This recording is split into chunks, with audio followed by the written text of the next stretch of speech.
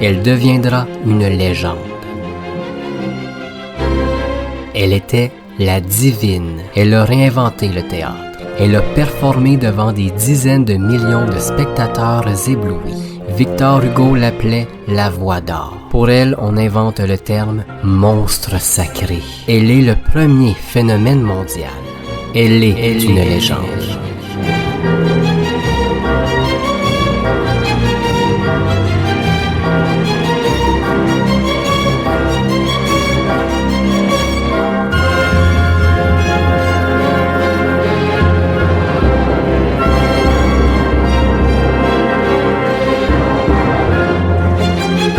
Vous savez, je suis quand même Sarah Bernard.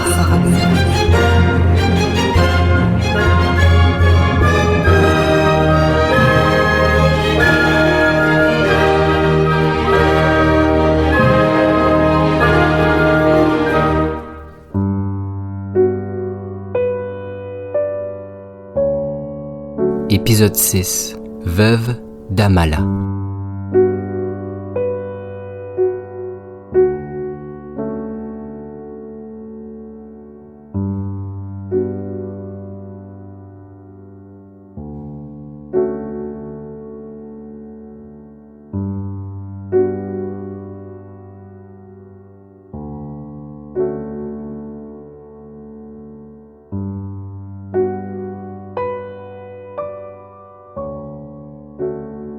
Dans le dernier épisode, on s'était laissé alors que Sarah Bernard connaissait peu de succès avec la pièce Nana Sahib. On pourrait même dire que c'est le premier flop de sa carrière depuis qu'elle était reconnue. Un échec qui est très difficile à vivre pour l'actrice et qui en plus doit vivre avec le succès de son ex-mari Jacques d'Amala, avec qui elle n'est toujours pas divorcée officiellement. D'Amala, ancien politicien grec qui, grâce à Sarah Bernard et à sa notoriété, mais surtout grâce à sa folie amoureuse, l'a fait monter sur les planches. D'Amala, alors que Bernard peine à remplir la moitié de sa salle, lui connaît un premier et le seul succès de sa carrière d'acteur. Tout ça se passe dans un petit théâtre pas très loin de la Porte Saint-Martin où joue Sarah. Au début de l'année 1884, Sarah, qui avait endossé la production de Nana Sahib, se retrouve avec d'importantes dettes envers le théâtre. Pour payer cette somme considérable, elle décide de produire une série de représentations de La Dame aux Camélias, un succès assuré qui commence le 26 janvier 1884. Comme prévu, ce sera un succès énorme et elle peut entièrement rembourser sa dette et quelques-unes à côté. J'aurais pu m'asseoir sur mes lauriers, jouer la pièce pendant des mois encore et encore. J'aime les nouveaux projets, moi. Je trouverai un moyen de réussir ou de rebondir, quand même.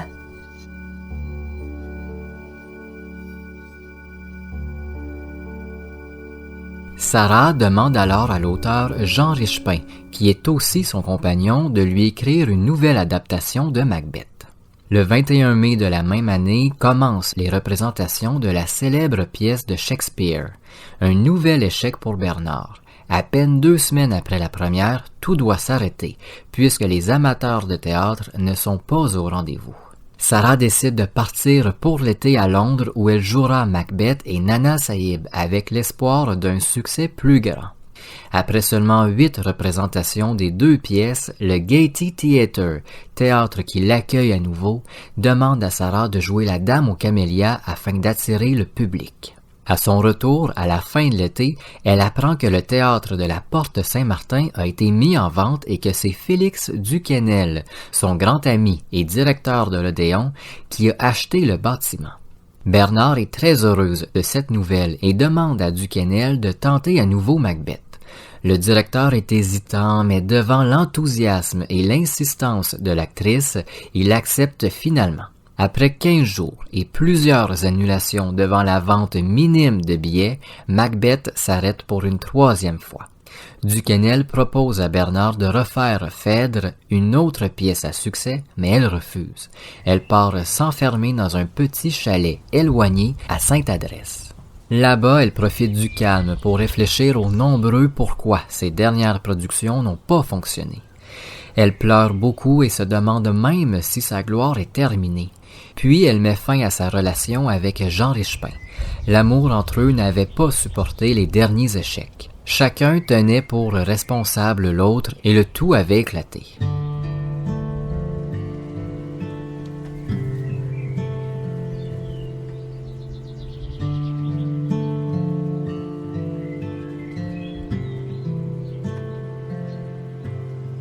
Je me sentais si seule, si lasse. Je n'avais plus aucune envie. Peindre, sculpter, jouer, tout m'eût semblé si inutile.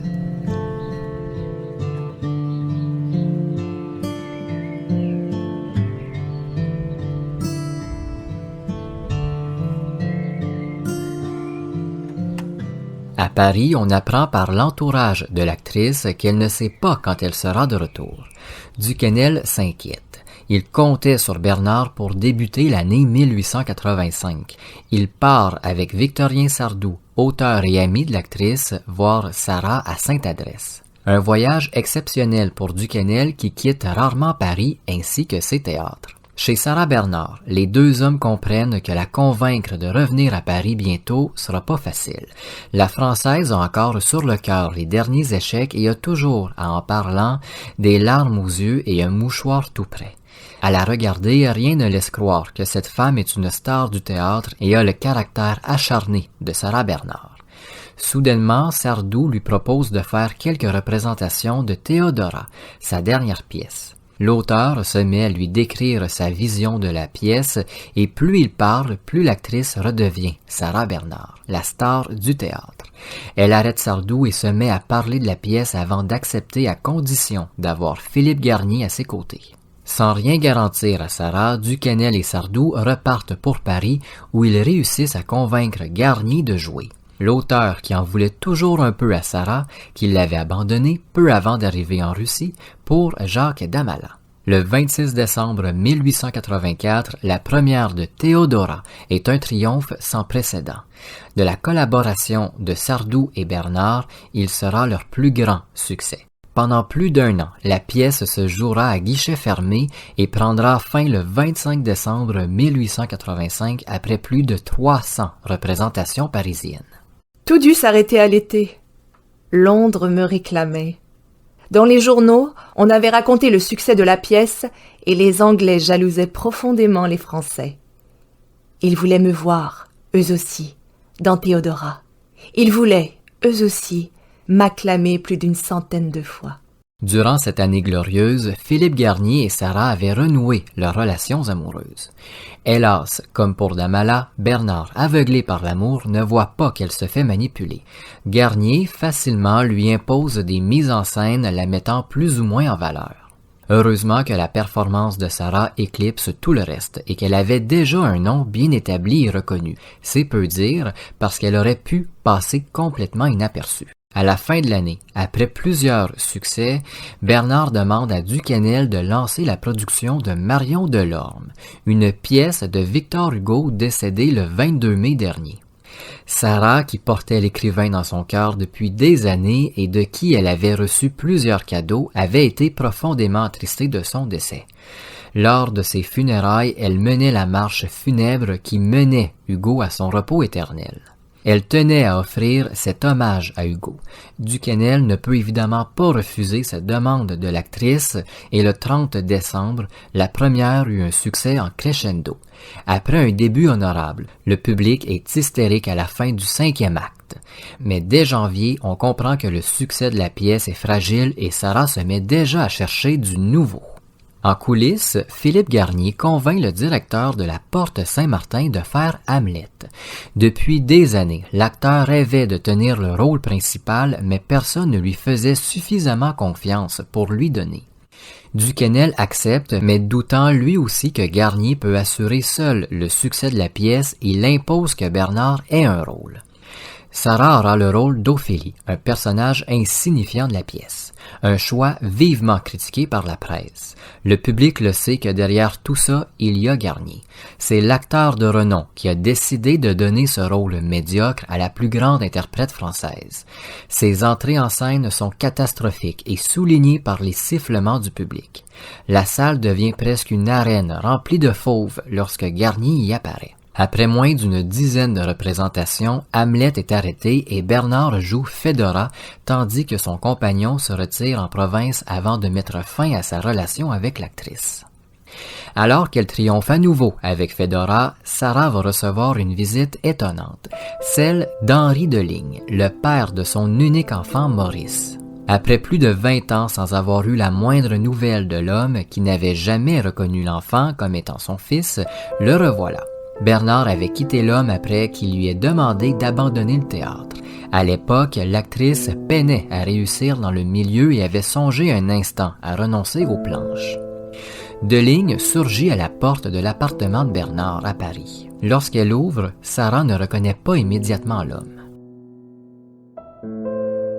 Il n'avait plus sa beauté d'avant. Son charisme et sa classe avaient disparu dans les signes d'une vieillesse prématurée. Ce n'était plus le même homme. Je le laissai entrer, puis s'installer sur le canapé. Après avoir échangé des banalités, Henri lui explique que sa visite a un seul but, rencontrer Maurice. Bernard ne s'oppose pas à sa demande et lui propose de revenir le lendemain. Elle organisera une soirée avec Maurice. Le lendemain, comme convenu, Henri Deligne se présente chez Sarah et rencontre Maurice, maintenant âgé de 20 ans. Cette première et dernière rencontre est glaciale. L'héritier belge explique qu'il est désormais veuf et qu'il peut reconnaître l'enfant. À sa naissance, Père inconnu avait été écrit sur le baptistère de Maurice. Henri, maintenant veuf, pouvait donc adopter, entre guillemets, le jeune homme. Mais Maurice refuse catégoriquement. Il explique à l'homme en face de lui qui se dit être son père que pendant 20 ans il a été élevé seul par sa mère. Une mère qui avait tout fait pour que son fils soit éduqué et puisse vivre une vie que plusieurs en sont jaloux. Une mère à qui il devait tout. Comme je fus émue, mes yeux se remplirent de larmes. Maurice raccompagna Henri jusqu'à la gare, sans rien ajouter. Henri embarqua dans le train, me regarda avec une émotion que je ne lui connaissais pas, une tristesse de repartir comme il était arrivé, sans un fils, sans un héritier.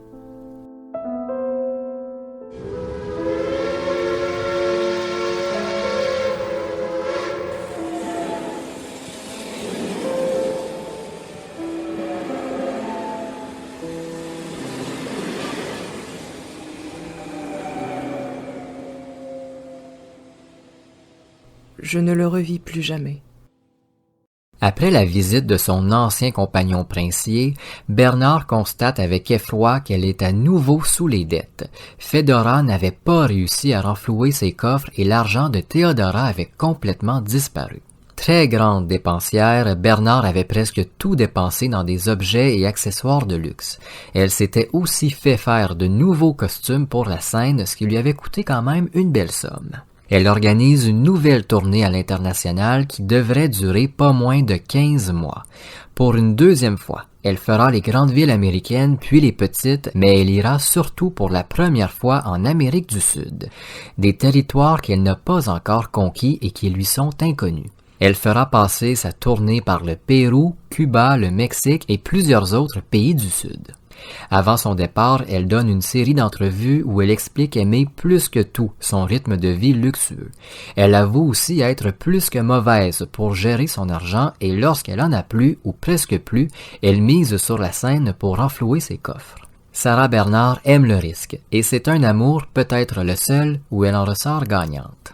À la fin du mois d'avril 1886, Sarah Bernard, sa troupe composée de nouveaux acteurs, mais aussi de Philippe Garnier, qui a accepté d'en faire partie, et Maurice monte à bord d'un immense navire direction le Brésil. Alors que la troupe vient tout juste de monter à bord, c'est par la suite les très nombreuses malles de costumes, de décors, mais aussi le cercueil de Sarah Bernard qui monte sur le navire. Lorsque le cercueil apparaît sur le quai d'embarquement, c'est une foule étonnée qui regarde l'objet funéraire. À quelques heures d'arrivée au Brésil, l'actrice s'inquiète. Et si sa tournée était un échec en Amérique du Sud? Peut-être serait-il mieux de faire que les États-Unis et de retourner en France après quelques semaines. Elle songe à faire arrêter sa tournée qui n'est même pas commencée encore. Heureusement que Maurice, son fils, est là pour rassurer sa mère. Après une longue discussion, Bernard est plus que déterminé à connaître le succès dans les pays chauds. Sur le quai brésilien, c'est une foule immense qui s'est réunie pour accueillir Sarah Bernard. On lui donne des fleurs qu'elle n'a jamais vues et dont elle peine à comprendre le nom. Dans les jours qui suivent, elle triomphe à Rio de Janeiro. L'empereur du Brésil, Dom Pedro II, va voir l'actrice à plusieurs reprises et remplit sa loge de fleurs et de petits cadeaux précieux. Mais les débuts de la tournée ne sont pas que couronnés de succès. Après quelques représentations, Philippe Garnier et un autre de ses acteurs tombent gravement malades de la fièvre jaune. Garnier est même près de la mort avant de miraculeusement retrouver sa santé. Tandis que Garnier retrouve difficilement la scène, Sarah se blesse au genou droit. Le rideau tombé, elle peine à se relever et on lui demande d'arrêter la représentation, mais elle refuse. Après le spectacle, on lui offre de consulter des médecins, mais convaincue que tout sera rétabli le lendemain, elle refuse à nouveau. Elle va traîner pendant près de 30 ans cette blessure au genou qui la forcera à se faire amputer pendant la Première Guerre mondiale. À Buenos Aires, elle y passe 6 semaines et y fait des profits gigantesques. En Argentine, des gens paient pour assister à la pièce et être assis par terre. C'est une première et les théâtres sont surchargés. Après l'Argentine, s'ensuit la tournée du Chili, l'Uruguay, le Pérou et finalement le Mexique avant d'entrer aux États-Unis. Elle commence sa tournée américaine au Texas où elle est accueillie comme une reine, par des centaines de personnes et des journalistes empressés de poser des questions à l'actrice. Comme en 1879-1880, sa tournée des grandes villes est un succès et les petites villes où elle joue sont plus qu'heureuses de la voir. Elle cause l'hystérie partout où elle va. En avril 87, elle termine sa seconde tournée à New York où elle y passe le mois entier. Lorsqu'elle retrouve son hôtel après ses performances, elle retrouve aussi une foule sous son balcon venue l'applaudir un peu plus longtemps. En mai, elle arrive à Londres, où elle performe pendant plusieurs jours. Elle y cause des mouvements de foule si grands que la police a de la misère à calmer les fans. À plus d'une reprise, les voitures de la troupe ne peuvent pas rejoindre le théâtre, bloquées par la foule. Ce qui les oblige à faire le chemin à pied accompagnés de dizaines de policiers traçant tant bien que mal le chemin vers l'entrée des artistes. Pour la première fois de sa carrière après Londres, Sarah décide d'aller dans les petites villes anglaises puis de passer par l'Écosse et même l'Irlande. De retour en France avec ses coffres remplis de plusieurs millions de francs et de quelques objets de valeur ainsi que des bijoux qui lui ont été donnés, elle se met sans tarder au boulot. À son retour, elle reçoit de la Comédie Française, théâtre avec qui elle a été à 2 reprises dans le passé et où elle était très malheureuse, lui offre le plus gros contrat de sa carrière. Mais désormais, Sarah n'a plus besoin de théâtre afin de gagner sa vie. Elle peut être indépendante. Elle répond donc à l'offre de la Comédie Française avec un grand refus signé de sa propre main. Pour sa rentrée parisienne, toujours à la Porte Saint-Martin, elle décide d'y jouer la dernière adaptation de Victorien Sardou, Tosca, qui sera ensuite transformée en opéra par Puccini et présentée pour la première fois en 1903. Tosca est couronnée d'or. Chaque soir, à la fin du spectacle, le public applaudit longuement la Française. Un journaliste écrira « Tout comme pour la Dame aux camélias, le public ne se tannera jamais de la voir dans Tosca ». Elle enchaîne ensuite avec Fedora et Théodora qui eux aussi seront de monstrueux succès, tout en faisant Tosca les soirs de semaine et lors d'événements spéciaux. À la fin du mois de mars 1888, après plus de 122 représentations de la pièce de Sardou, Sarah doit interrompre la production. Depuis son retour de sa seconde tournée internationale, mais aussi de son tour d'Europe, l'actrice n'avait pas pris de vacances. Elle avait tout enchaîné à une vitesse des plus folles. Fiévreuse et épuisée, les médecins la surveillent afin qu'elle se repose pleinement. Ils lui interdisent même de parler de théâtre. Une interdiction très sévère pour Bernard qui vit que pour le théâtre. Au bout de quelques semaines, au début de l'été, remise sur pied, elle reprend la route. Elle se rend à Londres où elle y performe son nouveau succès avant d'entamer une courte tournée à travers la France. À l'été 1888, Maurice Bernard, à 24 ans, se marie à une très jolie Polonaise. Si Sarah approuve cette union et a pour sa belle-fille un amour maternel, ce mariage est loin d'être évident. La mère et le fils ont vécu toujours ensemble.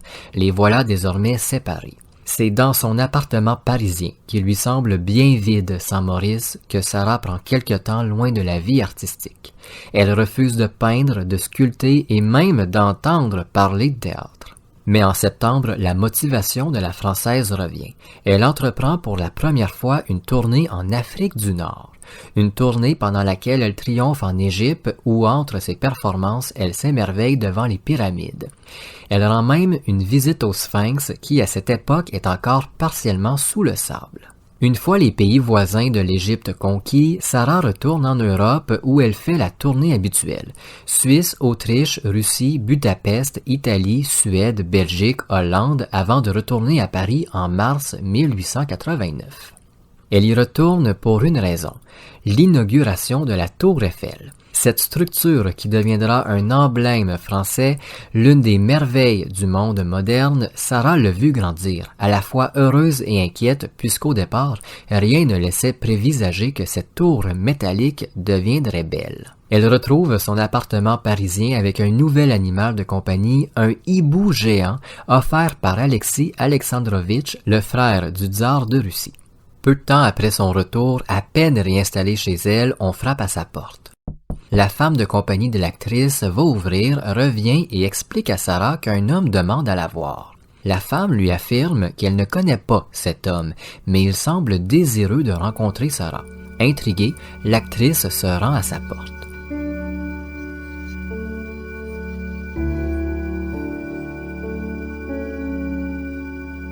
Après tant d'années de silence, le revoilà à ma porte.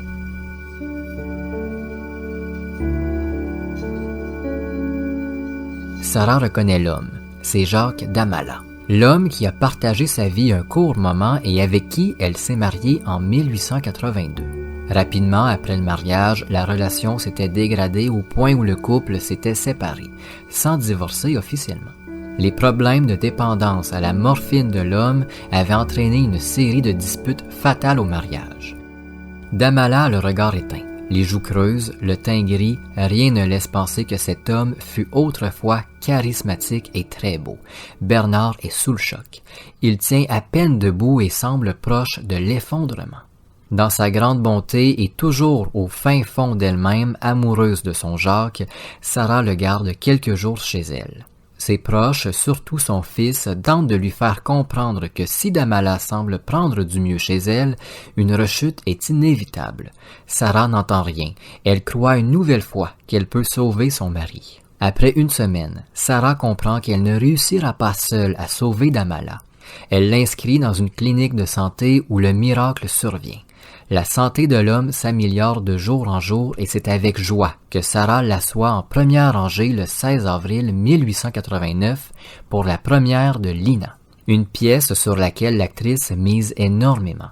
Elle a loué à ses frais le Théâtre des Variétés à Paris pour 3 mois et espère bien remplir la salle avec cette unique pièce. Malheureusement, c'est le contraire qui va arriver.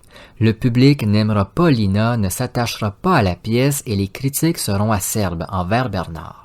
À l'aube de la cinquantaine, les critiques croient que Sarah Bernard, qui n'a plus rien à prouver déjà, devrait se contenter de jouer ses vieux succès. Phèdre, Théodora, la Dame aux Camélias, au lieu de tenter de nouvelles productions. On lui reproche de chercher à réinventer le théâtre avec des mises en scène épurées, loin des décors surchargés qu'on voyait sur les scènes à cette époque. Au bout de 4 semaines, après avoir tout tenté pour amener le public voir Lina, Bernard, pour éviter la faillite, décide de produire La Dame aux Camélias. Pour cette nouvelle production, elle précise bien aux journalistes que ce n'est pas pour jouer un vieux succès, mais bien pour pouvoir avoir davantage de temps libre pour de nouveaux projets, de nouvelles pièces entre autres. Joli pied de nez.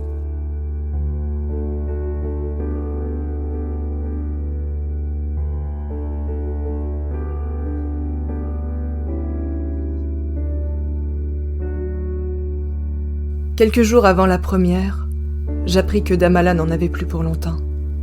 Quelques semaines à peine. Je décidai de lui donner le premier rôle, celui d'Armand Duval. Je tenais à ce qu'il monte une dernière fois sur scène.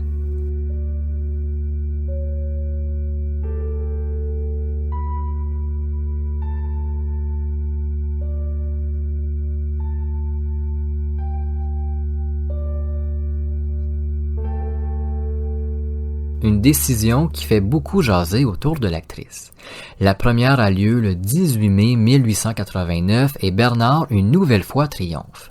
Pour Damala, à travers les mauvaises critiques habituelles, se mêle une tristesse et une pitié des journalistes. Le public et les critiques sont plus qu'attristés de voir cet homme, jadis magnifique et charismatique, si pâle, peu sûr de lui et au bord du gouffre. Il n'est plus que l'ombre de lui-même, écrit un journaliste. À chaque entrée qu'il fait, on murmure dans la salle. On se demande s'il va sortir de la soirée vivant. Armand Duval, homme beau et follement amoureux de Marguerite Gauthier, semble plus mourant que cette dernière dans les derniers instants de la pièce.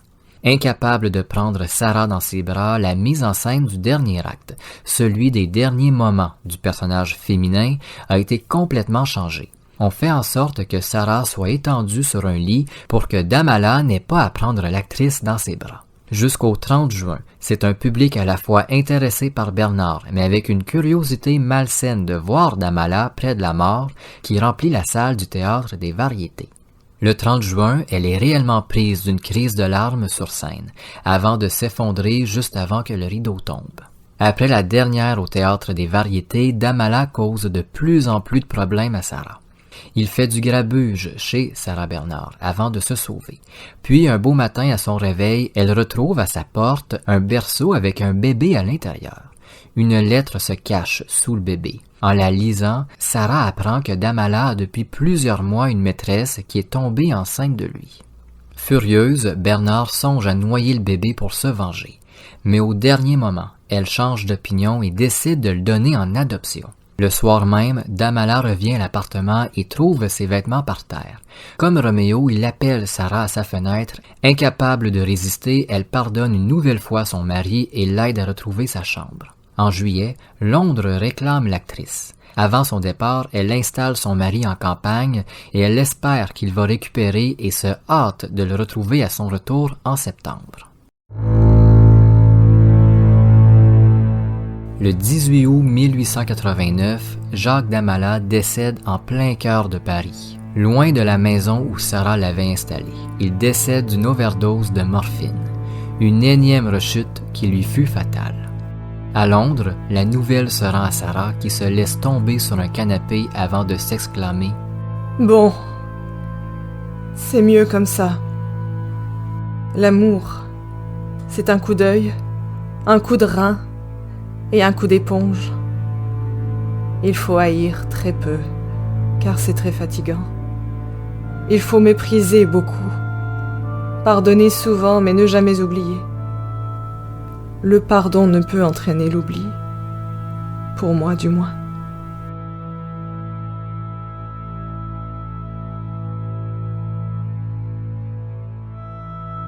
Elle portera le deuil pendant plus d'1 an et jusqu'à la fin de sa vie, elle signera Sarah Bernard, veuve Damala.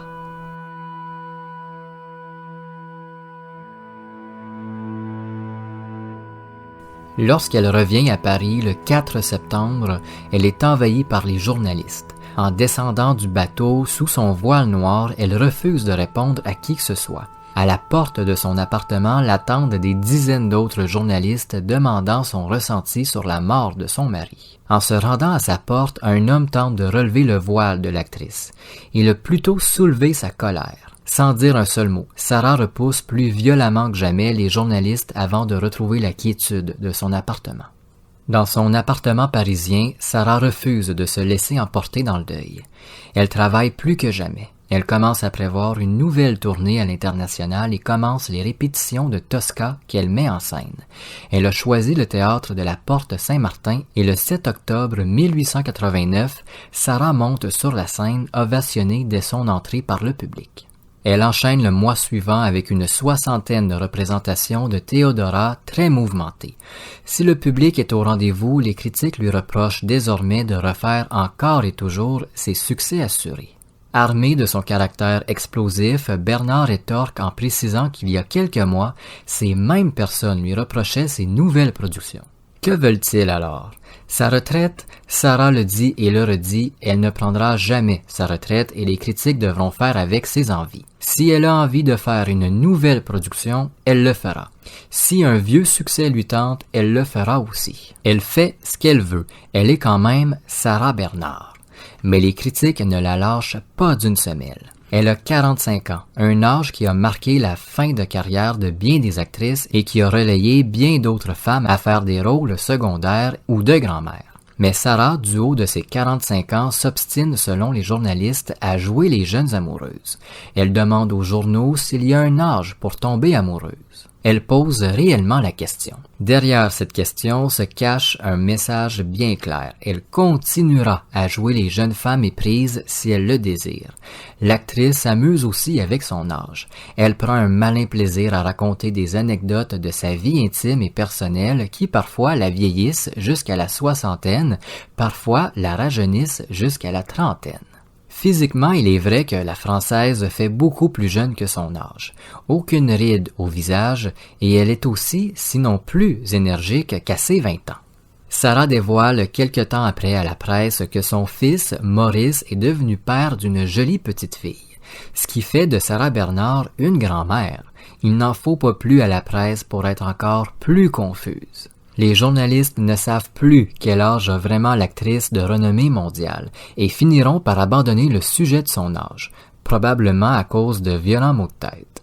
À la fin de l'année, après 2 derniers mois très mouvementés côté publicité, Sarah fait savoir à Félix Duquesnel qu'elle aimerait jouer Jeanne d'Arc, un personnage historique, symbole patriotique des Français qu'elle jouerait pour la première fois. De cette façon, l'actrice narguerait une nouvelle fois les journalistes en jouant la femme de 19 ans au moment de son exécution. Une idée qui ne déplaît pas au directeur de plusieurs théâtres, dont celui de la Porte Saint-Martin. Bernard et Duquesnel se mettent à chercher une pièce. Ils demandent à des auteurs si l'histoire de Jeanne d'Arc peut les inspirer. Certains répondent que oui, d'autres que non, mais le délai est trop long pour Sarah. Elle veut pas attendre 1 an, voire plus, avant de monter sur scène en tant que Jeanne d'Arc. Ils finissent par tomber sur une pièce de Jules Barbier datant de 1869 qui n'avait jamais été produite de façon sérieuse. La pièce de Barbier est loin d'être un chef-d'œuvre, mais l'actrice est convaincue que son talent peut tout sauver. Les répétitions sont assez faciles. Tous les acteurs et les actrices se placent de façon naturelle. Tout le monde semble être à sa place.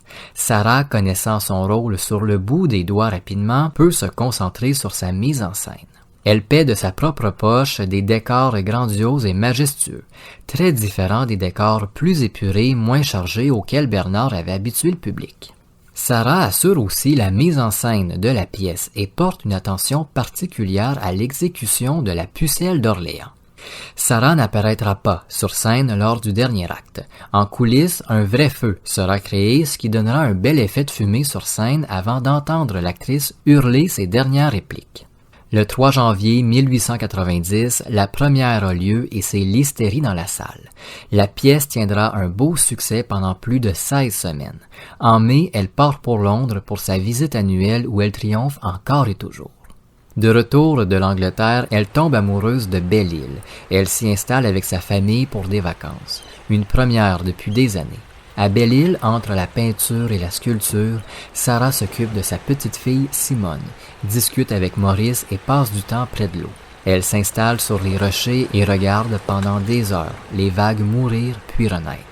Lentement, elle tombe en amour avec ce coin du sud de la Bretagne. Y vivre serait impossible, trop loin de tout pour Sarah. Peut-être y passer des vacances, peut-être en faire un lieu de résidence secondaire. Elle pense à tout ça. Sarah y fait le deuil de Jacques Damala. Pour la première fois, elle ressent la profonde tristesse du décès de cet homme qu'elle a tant aimé.